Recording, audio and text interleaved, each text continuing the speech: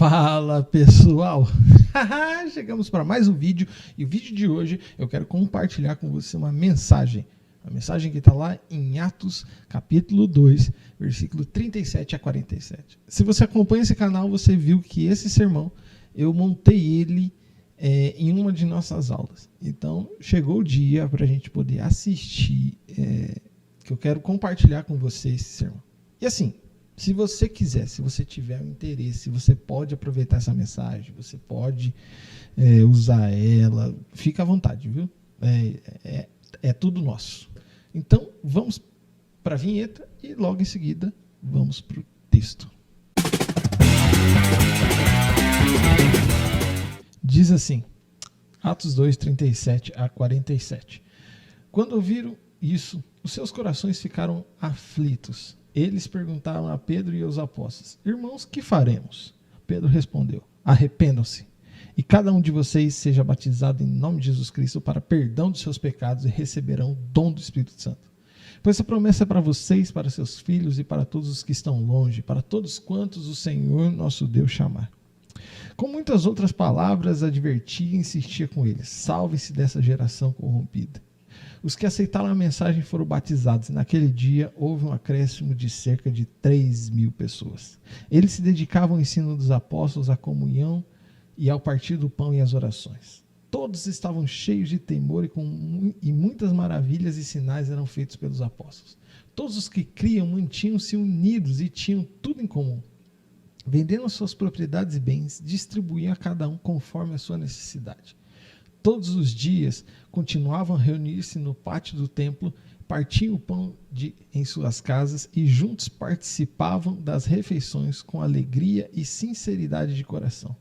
Louvando a Deus e tendo a simpatia de todo o povo, o Senhor lhes acrescentava dia a dia os que iam sendo salvos.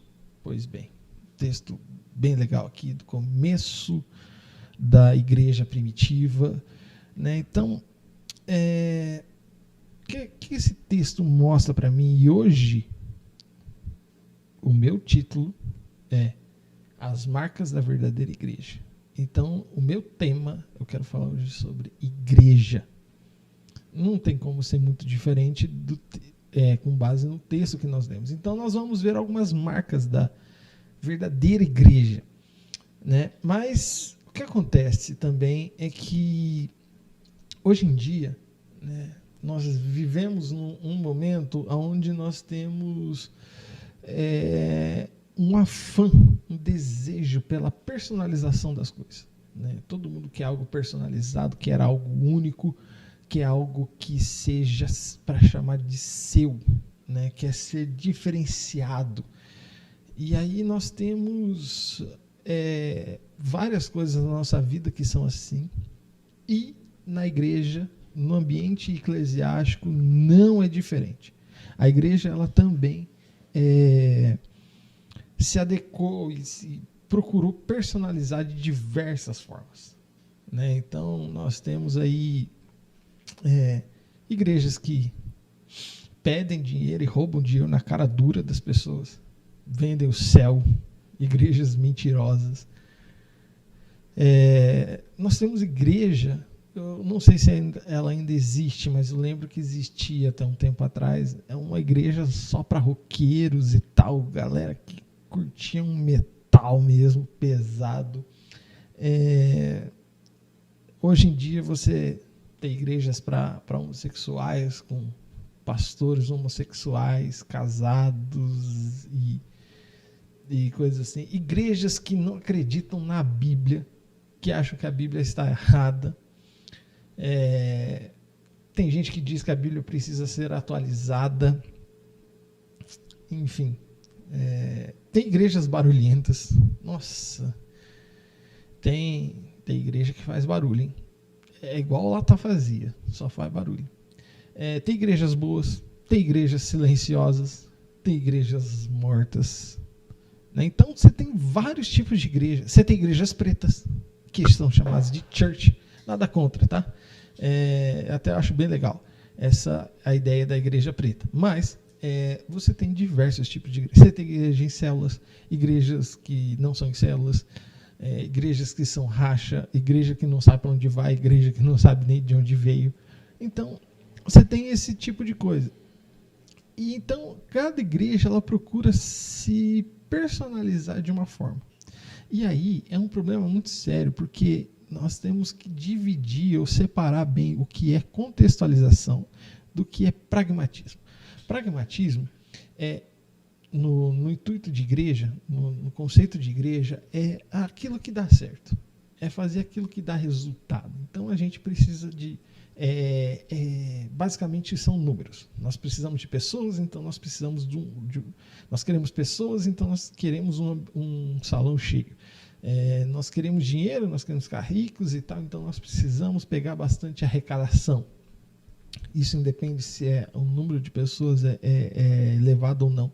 Né? Nós queremos dinheiro. Então, o pragmatismo ele vai levar para esse tipo de situação.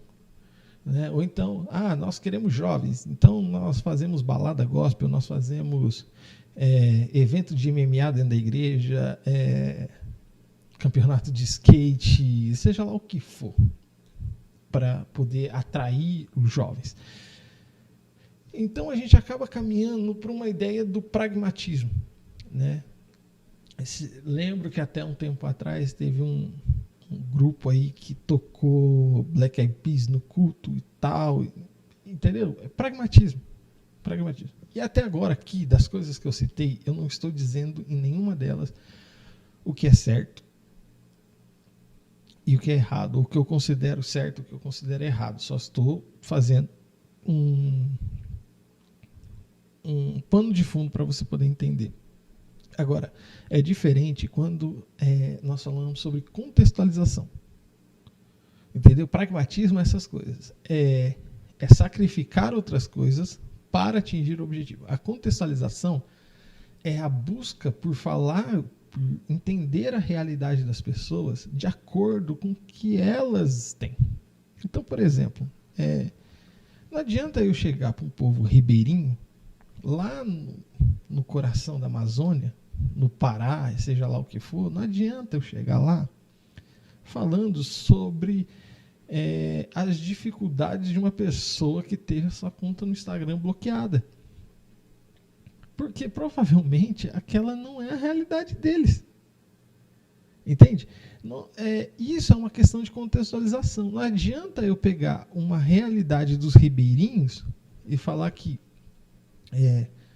Jesus é aquele que vem até nós e tal, mesmo por mais distante que nós possamos estar, né? E falar sobre que aonde o governo não chega, onde a ajuda não chega, Deus chega e Ele pode fazer milagres, né? Mesmo que você esteja escondido no fundo da Amazônia, e pregar isso para uma galera que está em São Paulo. Não tem condição.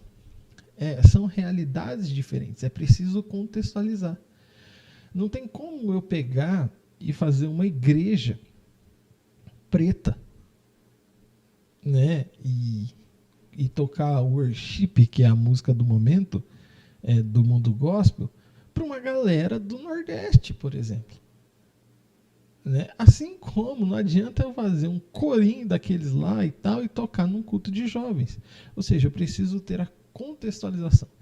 E a contextualização, ela não necessariamente ela agride ou interfere nos conceitos cristãos. Tá certo? Então, nós precisamos estar contextualizados. Né? Esses dias eu estava falando com uma pessoa e aí ela falou assim, não, porque você é crente, né? Os crentes gostam de chamar os outros de varão, né? Eu falei, cara, tem muito crente que chama o outro de varão ou varoa. Só que eu não uso esse termo. Não. Eu não falo isso nem no meu dia a dia. Por que eu vou chamar o outro de varão? E outra, varão é um termo que foi traduzido por João Ferreira de Almeida. Ele era português há muitos anos atrás. Está na hora de atualizar. Posso chamar de homem, posso chamar de você, não tem nenhum problema. Então, eu preciso me contextualizar. Não adianta eu falar, não, porque a iniquidade. Não, cara, a sua prática pecaminosa é a mesma coisa. Entende? Não tem por que eu ficar falando um crentez, um evangeliquez, sendo que eu tenho uma facilidade, sendo que eu posso contextualizar e levar uma mensagem que possa ser entendível para a pessoa. Então, em primeiro lugar, do que eu entendo sobre a marca da verdadeira igreja, nós podemos ver no versículo 38 ao 41. Versículo 38 ao 41. Vamos ler aí então. Pedro respondeu: arrependam-se, cada um de vocês seja batizado em nome de Jesus Cristo para perdão dos seus pecados e receberão o dom do Espírito Santo. Pois a promessa é para vocês, para seus filhos e para todos os que estão longe, para todos quantos o Senhor nosso Deus chamar. Com muitas 41. Com muitas outras palavras, advertia e insistia com eles: salve-se dessa geração perversa. Os que aceitaram a mensagem foram batizados, e naquele dia houveram um acréscimo de 3.000 pessoas. Muito legal. Muito legal. Então, conversões genuínas, arrependimento, mudança de mente. Né? É necessário ter uma mudança de atitude. Tudo bem que a salvação é uma questão que ela é pessoal, ela é interna. Ou seja, nós não conseguimos discernir quem é a pessoa que foi salva ou não. Né? Ou que se arrependeu verdadeiramente ou não. Nós nunca vamos conseguir dizer isso sobre alguém. Mas quando a pessoa se arrependeu verdadeiramente, ela dá indícios da salvação. E um dos indícios da salvação dela é a mudança de hábito, é a mudança de mente, a mudança de atitude. Né? Então, o arrependimento é um dessas coisas. Embora possamos ter vários tipos de igreja, né, a primeira marca da igreja verdadeira é a verdadeira conversão, é a mudança de vida. Onde você tem igrejas, onde você tem uma igreja, onde as pessoas estão mudando de vida, ali você tem uma grande chance daquela igreja ser uma igreja verdadeira. É possível você ter uma conversão verdadeira em igrejas que, digamos assim, igrejas falsas? É possível, é mais difícil, mas é possível. É Deus que conhece o coração e não somos nós. Então, o nosso dever não é julgar e dizer, julgar no sentido de definir, né, se aquela pessoa é realmente salva ou não. Isso cabe a Deus. Mas as circunstâncias nos mostram, nos indicam algumas coisas. Então, nós podemos ter uma ideia, mas não a certeza. Um pastor maluco aí, né, e eu posso dizer que ele é maluco, né, disse algumas coisas. Ele sempre está dizendo algumas coisas aí na internet, mas essa foi uma frase muito legal. Esse pastor é o Caio Fábio. Ele disse assim: o cristianismo é pagão, falta o evangelho. Ou seja, o cristianismo, ele nada mais é do que uma reinvenção das outras religiões. Entendeu? Então, o evangelho, sim, o evangelho é a mudança. O evangelho é a novidade de vida. O evangelho, ele traz uma mensagem que nenhuma outra religião traz. Né? Então, na verdade, as religiões, né, na verdade, elas afastam. A verdadeira religião é o evangelho. Porque a ideia de religião é religar o homem a Deus. Né? Então, as religiões como um todo, elas colocam empecilhos e dificuldades para você poder ser salvo. O evangelho, ele facilita esse caminho e diz que basta você crer. Entende? Então é uma questão distinta. Ou seja, o que as religiões pregam que para você ser salvo, você tem que fazer alguma coisa para ser salvo. No evangelho já é o contrário. Cristo fez algo por nós, nós cremos. Então, depois que eu sou salvo, eu começo a ter essas práticas por causa da gratidão e por reconhecimento daquilo que ele fez. Então é diferente. Eu não preciso fazer para. Não, eu faço por quê. Entende? Essa é a grande questão. E aí fala-se muito da busca pelo Espírito Santo, mas nós podemos perceber, mas nós já podemos receber o Espírito Santo no momento da nossa conversão. Veja, as pessoas, elas tiveram encontro, elas receberam o Espírito Santo no momento da sua conversão. Entendeu? Arrependa-se cada um de vocês, em nome de Jesus Cristo, para perdão dos seus pecados, e receberão o dom do Espírito Santo. Então, Pedro já fala que elas já vão receber o dom do Espírito Santo. O dom do Espírito Santo não é algo posterior, é algo instantâneo, é algo do momento da sua conversão. E aí vem uma promessa: quem tem pai tem herança, quem tem filho tem esperança. Entende? Temos a promessa do nosso pai e co-herdeiros com Cristo, uma vez que fomos adotados por Deus por meio de Jesus. É um engano pensar que todas as pessoas do mundo são filhos de Deus. Mas muito pelo contrário, filhos de Deus são somente os convertidos de verdade. Como eu já falei anteriormente, não tem como a gente saber quem são os convertidos de verdade, aqueles que foram alcançados por Cristo verdadeiramente. Não tem como a gente definir isso. Então, nem todos são filhos de Deus. E só Deus sabe quem são aqueles que são verdadeiramente seus filhos. Eu posso dizer, eu posso atestar sobre a minha salvação. Né? Assim como eu já vi muita gente atestar sobre a salvação e depois negar a fé. Entendeu? Mas, então, assim, eu posso até falar sobre a minha fé, mas certeza mesmo nós só teremos no céu. Hernando Dias Lopes já disse isso e eu concordo. No céu nós teremos 3 surpresas. A primeira surpresa é que você está lá. Você está lá é a primeira surpresa. A segunda surpresa é que você achou que estaria lá e não está. Isso poderá acontecer. E a terceira surpresa é quem você achou que não estaria, está lá. Pois é. As conversões verdadeiras, elas surgem, elas acontecem e nós nunca saberemos. Em segundo lugar, uma segunda marca da igreja verdadeira é a comunhão entre os irmãos. Versículo 42 a 46. Deixa eu passar aqui para você.